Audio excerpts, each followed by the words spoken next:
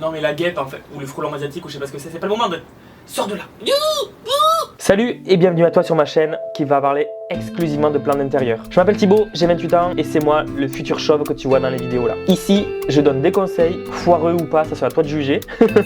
Et plus sérieusement, la bonne humeur, la convivialité et je te montre en priorité mes conneries, mes réussites, parce qu'il y en a quand même, mes belles plantes d'intérieur, mes bébés comme je les appelle. Ah et je sais pas si tu es au courant, mais je parle à mes plantes, tu le découvriras dans les vidéos. N'hésite pas à t'abonner, allez, suis-moi, je t'embarque.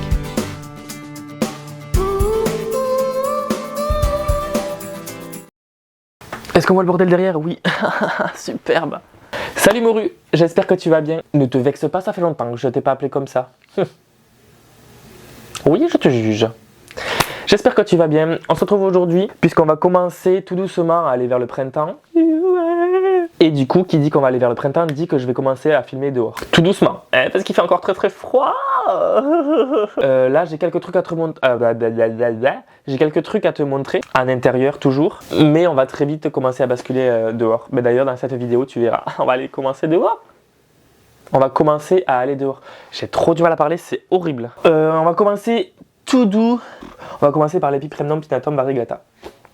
Dans une précédente vidéo, je te montrais du coup le tutorage et le rempotage de l'Epiphremnum pinnatum variegata, sauf qu'en fait, il a continué à jaunir.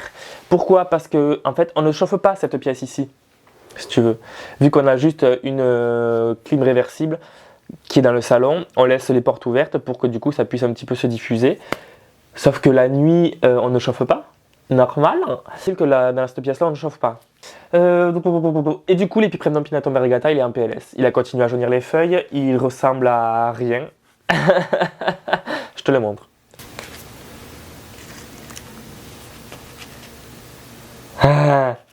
Il a clairement froid. Et je ne peux pas le mettre dans un endroit plus chaud. Putain, t'entends? Mais la sphène est sèche.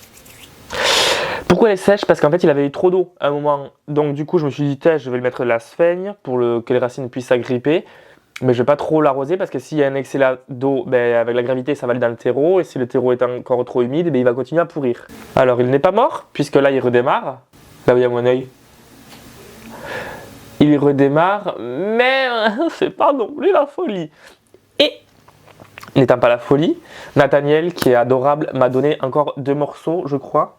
Parce que ça vient de chez Nathaniel, le morceau que je vais te montrer. Regarde-moi ça. Je suis trop fan. Je crois qu'il y a 2 morceaux. Ouais, il y a 2 morceaux bien racinés, comme tu le vois. Et donc ça, je vais le mettre là-dedans.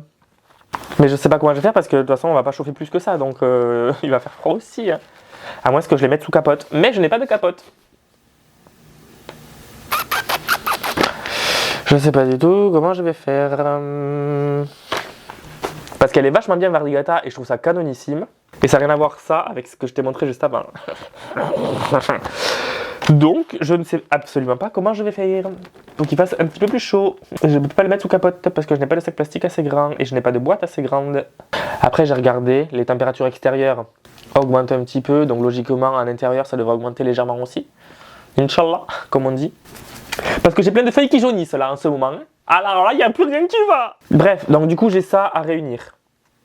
Voilà.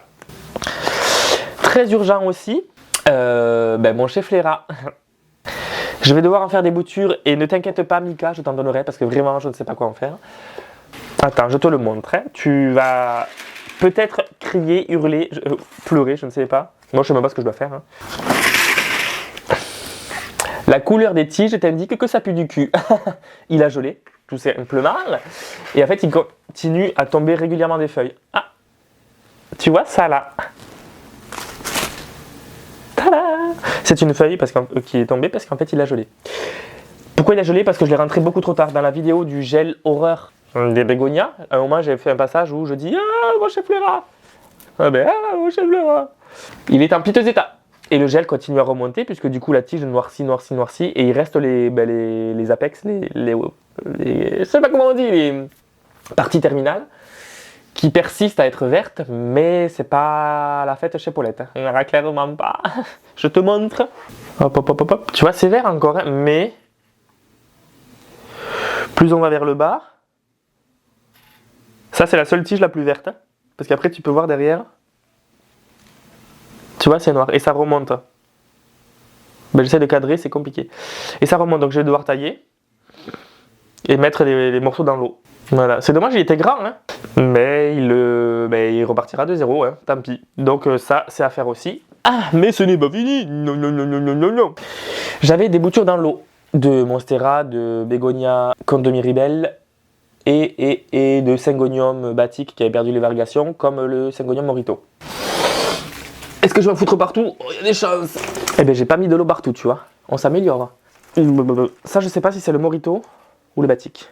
Mais tu vois, il a fait de grosses feuilles qui n'ont plus de variegation. Je pense qu'il a totalement reverse, donc je sais pas ce que je vais en faire encore. Putain, j'ai cru qu'il y avait eu des trips. Oh, j'ai commencé à me chier dessus. Bref, du coup, lui, je sais pas ce que je vais en faire. Si quelqu'un veut des boutures d'un Syngonium qui n'est plus identifié, pareil, là c'est là c'est le Batik. Donc avant c'était le Morito. Le Batik, pareil, il avait fait des grosses feuilles. J'ai commencé à flipper. Bref. Du coup, le Batik, il a commencé à refaire des pousses, en fait, regarde. Avec une belle racine. Je ne sais pas s'il va reprendre les varigations ou pas, hein, je t'avoue.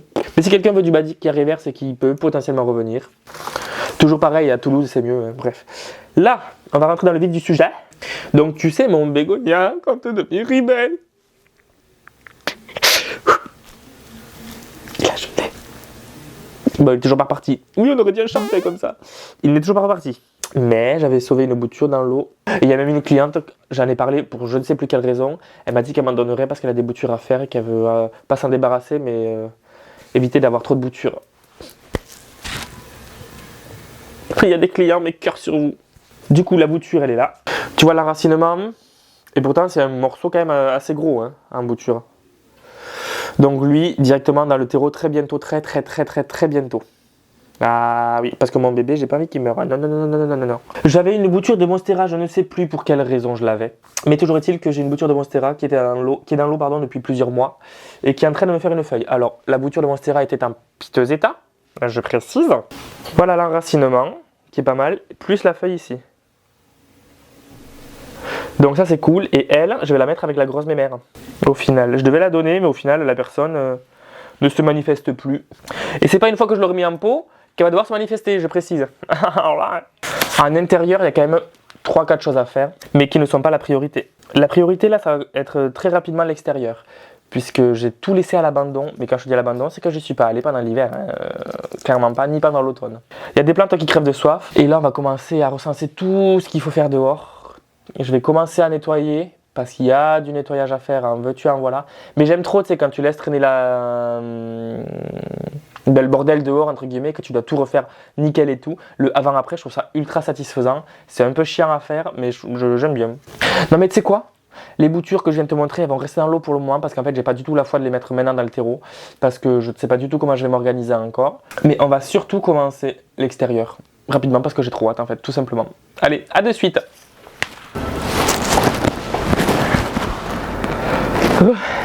Ah ben j'ai pas la même tenue que cet été, hein. C'est sûr. Alors comme tu peux le voir derrière moi,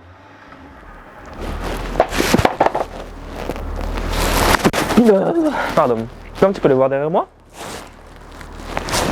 la misère en est témoin.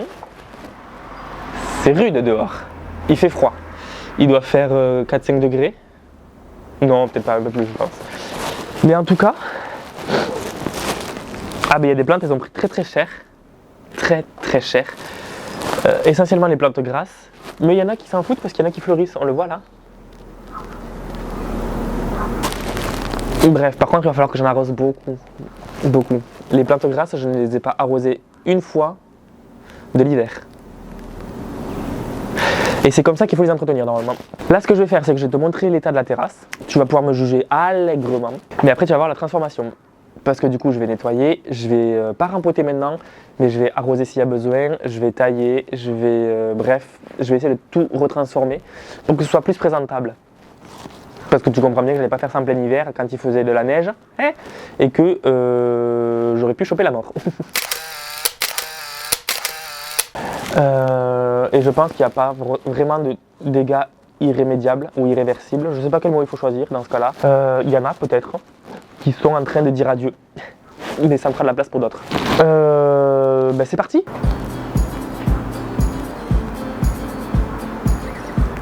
Même les cactus, ils ont soif. La plupart des plantes grasses aussi.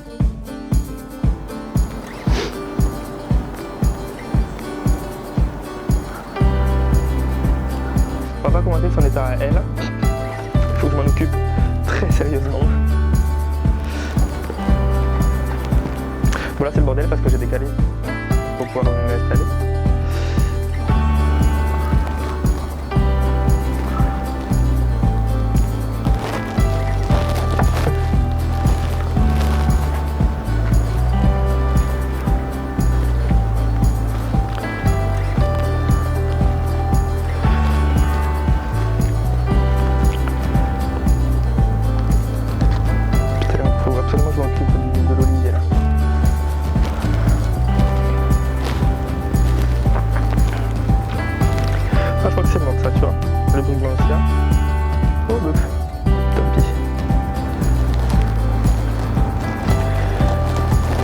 Également, je sais pas si on arrive à bien le voir.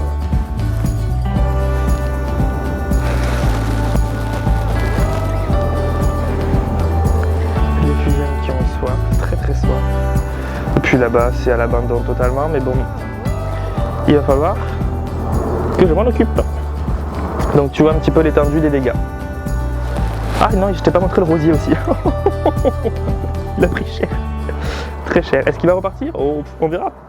Attendez. Ce que je te propose du coup, c'est qu'on commence petit à petit à resurfacer des plantes, à pas forcément les redisposer puisque les plantes grasses, je préfère attendre vraiment qu'ils refassent beau pour pouvoir les disposer sans qu'il y ait de gelée ou autre, sachant qu'en 2022, il a neigé le 2 avril. Donc je pense que minimum avant le 15 avril, je vais les laisser là. Donc il reste encore 1 mois et demi. À peu près. On n'est pas 1 mois près, donc je pense qu'il ne va pas y avoir de problème. En tout cas, il faut quand même que je m'en occupe et que je les arrose. Urgemment, la plupart des plantes, il faut que je les arrose. C'est parti! Bon, alors là, j'avais fait des boutures de cotinus, mais qui ont séché.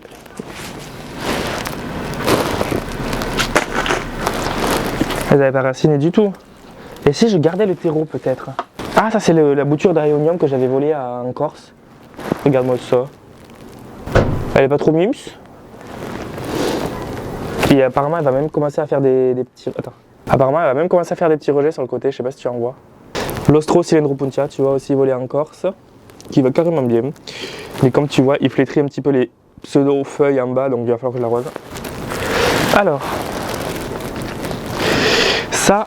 C'était des boutures que Karine de la chaîne Encore une feuille, de la chaîne Instagram Encore une feuille m'avait donné, sauf que c'est la même plante que celle que tu vois là derrière. Et j'avais aussi bouturé de l'Aéonium pourpre, qui vu qu'il manque de lumière n'est pas pourpre mais vert. À la base il est pourpre mais là il est vert vu qu'il manque de lumière. Je le mettrai en plein soleil cet été, j'espère qu'il va prendre des couleurs, un peu plus que moi en tout cas. Echeveria Perl von Nuremberg, je sais pas comment il faut le prononcer, elle va carrément bien. Je vais juste enlever les feuilles qui sont sèches. Voilà. Ça c'est la l'agave Victoria Reginae et comme tu peux le voir il y a plein de graines de Kalanchoe Grémontiana qui sont à l'intérieur,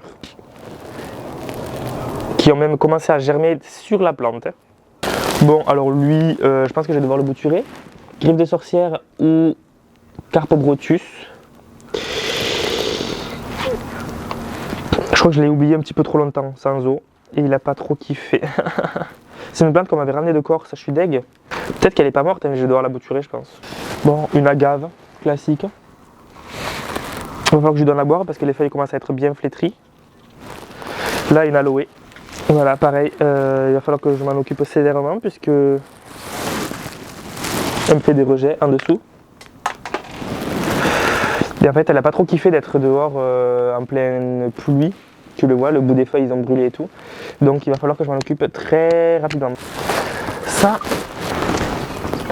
c'est la lait des brouillards que Clémentine m'avait donnée. Voilà, je vais les baigner. En fait, je pense qu'il y en a, j'ai pas le choix que de les baigner. Ça, c'est une plante grasse que Karine m'avait donnée. Je crois que c'est... Alors, je sais plus le nom du tout. Si tu t'en souviens, tu peux me le dire. Mais je la trouve trop jolie. Les feuilles sont épaisses et tout. Regarde le mousseau.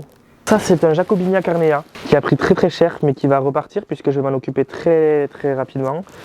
J'avais prévu de faire une vidéo dessus sur comment la sauver. Mais je ne sais pas si je vais la sortir au final. En tout cas, je l'ai sauvée de chez ma grand-mère, donc ce serait con qu'elle meure ici. Et puis elle repart, donc voilà, je suis content. Je te montrerai à quoi ça ressemble quand c'est adulte. Enfin, quand ça fleurit du moins. Une plante en piteux état. Crassula ovata, Gollum ou Hobbit, je sais jamais. Donc une partie qui a gelé. Et puis bien comme il faut. L'arbre de jade, Crassula ovata, classique. Pareil, elle a soif. On enlève les feuilles qui sont flétries. Une aloe arborescente que j'avais volée, me semble-t-il, en Espagne, qui me fait un rejet ici. Attends, je te le dégage. Je te mets la photo d'ailleurs si je la retrouve. Ah, mais sexy raffiné. Hein. Epiphyllum oxypetalum, qui ressemble à rien et qui a très soif, mais qui continue à pousser. On peut voir des pousses par-ci par-là. Juste que je l'arrose et logiquement ça devrait bien repartir. J'ai un autre épiphyllum qui doit faire des fleurs rouges. Il a soif parce qu'on voit bien les veines qui ressortent. Il pousse et oh, il a plein d'aiguilles du cactus dessus. J'espère que je vais pas m'en foutre sur les doigts. En tout cas, voilà. Ça pousse tout seul. Un cactus cierge, je crois que c'est. Voilà. Je ne te déplace pas à la grosse mémère. Tu vois, je vais juste aller nettoyer quelques feuilles. J'ai une aloe, je crois que c'est, je sais même plus. Oh là là là là. Il va vraiment falloir que je m'y remette. Un sempervivum, classique, que j'avais sauvé d'une jardinerie. Mais là, je m'en occupe même plus, ça pousse tout seul. Le cotylédon que j'avais volé en Espagne il y a quelques mois, presque années. Tu vois qu'il y a une fleur qui commence ici, là, et il y en avait une ici. Je suis trop fan parce qu'elle avait été broyée. Elle avait été broyée à cause de la grêle il y a 4 ans, je crois, maintenant. Et on peut voir qu'au final, ça lui a presque fait du bien, quoi. Ça, c'est un sédum qui a peut-être ultra soif. On peut le voir à ses feuilles qui sont anormalement recroquevillées. Il est un petit peu déplumé, donc soit je le bouture et je jette le pied mère, soit, je sais pas, déjà je vais lui donner à boire.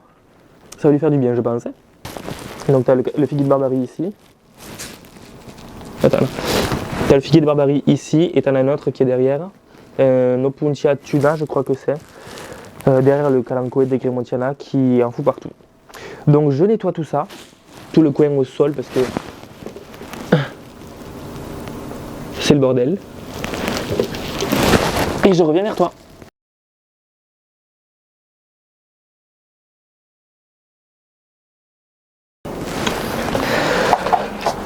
Après un rangement et un nettoyage, elles ont toutes une coupelle, je vais pouvoir leur donner de l'eau petit à petit. Alors petit à petit parce que une plante, quand elle n'a pas bu depuis plusieurs mois, la terre est sèche et avant que l'eau ne stagne auprès des racines parce qu'elle en a besoin, la terre est tellement sèche qu'en fait elle va laisser couler l'eau et du coup l'eau va descendre directement dans la coupelle. Donc plutôt que inonder et de faire déborder la coupelle, il vaut mieux faire petit à petit. Donc là je leur donne d'abord à toutes une bonne lichette d'eau et après j'y reviendrai s'il y a besoin.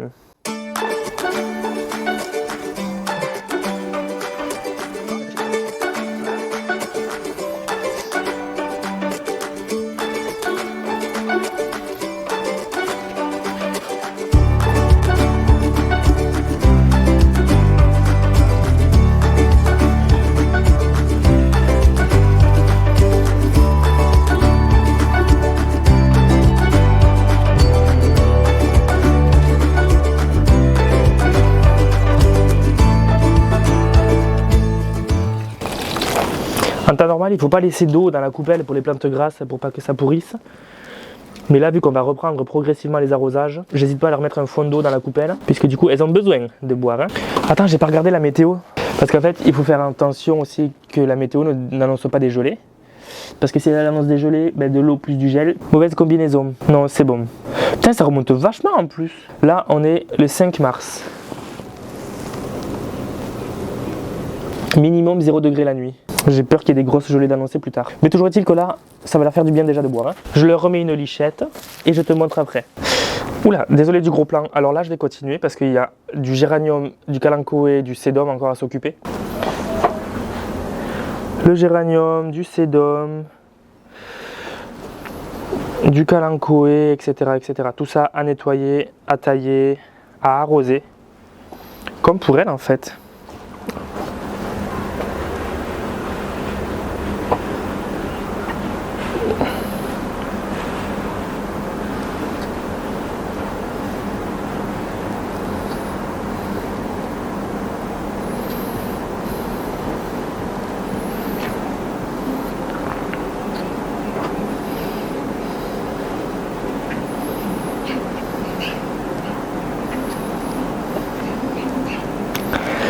Voilà.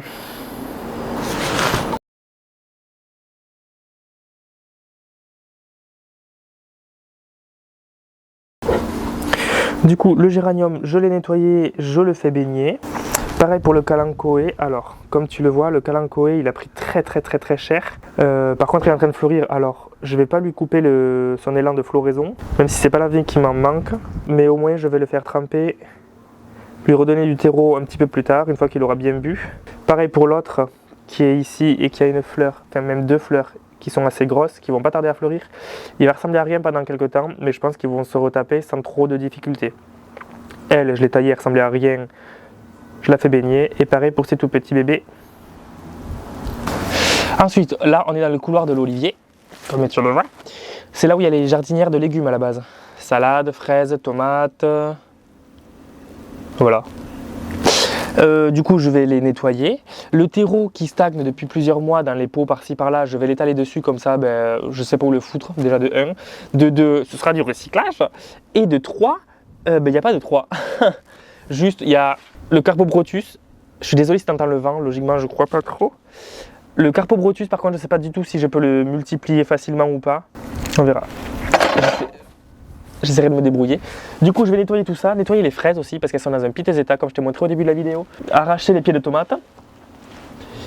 Bien arroser l'olivier aussi parce que là, il commence à manquer cruellement d'eau. Ça se voit, le feuillage est jaunâtre, c'est dégueulasse. Il faudra d'ailleurs au printemps que j'achète du fumier et du terreau agro-méditerranéenne.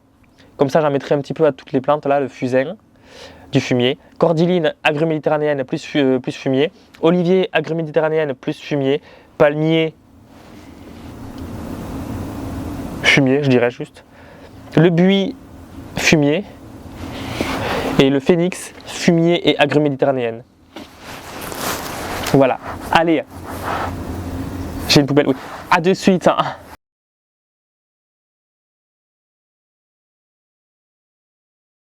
Après de fastidieuses minutes. Bon, c'est bien plus propre déjà, ça fait moins pouilleux. Les fraises, elles ont juste besoin de bien boire. Celle-là, il n'y a pas de problème. Celle-là, je pense qu'il y a problème. Il y a peut-être moyen que ça reparte.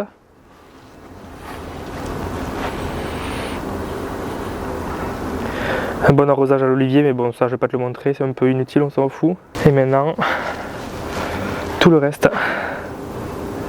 Tout ça. Go!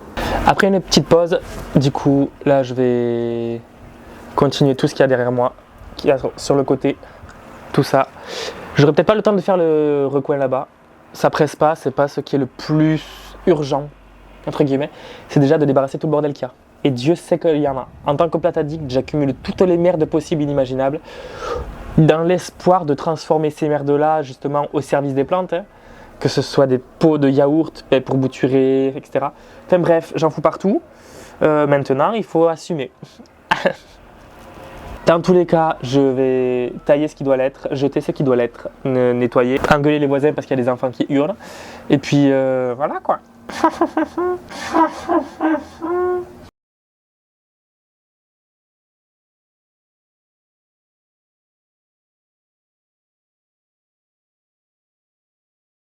Bon, comme tu l'as vu, c'était fastidieux, c'était très compliqué. Déjà, elles sont toutes en train de boire. Elles sont toutes en train de boire, donc logiquement, ça va aller mieux déjà. J'ai pas encore fait les plans d'intérieur, mais ça je le ferai plus tard parce que là j'ai pas du tout la foi, je t'avoue. Prochaine étape, c'est du coup nettoyer le gazon, enfin le faux gazon et le côté où il y a la plantagère et la clim. Du coup. Et ce sera aussi acheter du fumier, du terreau agro-méditerranéenne, du terreau pour le fusain aussi. Je prends du terreau horticole, ça devrait très bien faire l'affaire. Et je crois que ce sera tout, ce sera déjà pas mal parce que depuis le temps que je dois le faire. Oh, Ma foi. Écoute, je te laisse sur ça, n'est-ce pas? Et je te dis à mercredi prochain pour la prochaine vidéo. Ciao. Toi aussi, il faut que je te mette ta petite sœur avec. Oh, j'en ai plein le... J'en ai plein la pastèque. Bon alors, la vidéo t'a plu? Si c'est le cas, je t'invite à liker, à partager, à commenter, à t'abonner, ça fait toujours plaisir. Je te mets mon Instagram aussi, c'est le même nom que la chaîne YouTube, PlanteLoverFR. N'hésite pas à me parler dessus si tu as des questions, si tu veux réagir à mes vidéos, si tu veux juste me parler. Tu es le et la bienvenue. En attendant, reste connecté, la semaine prochaine, nouvelle vidéo.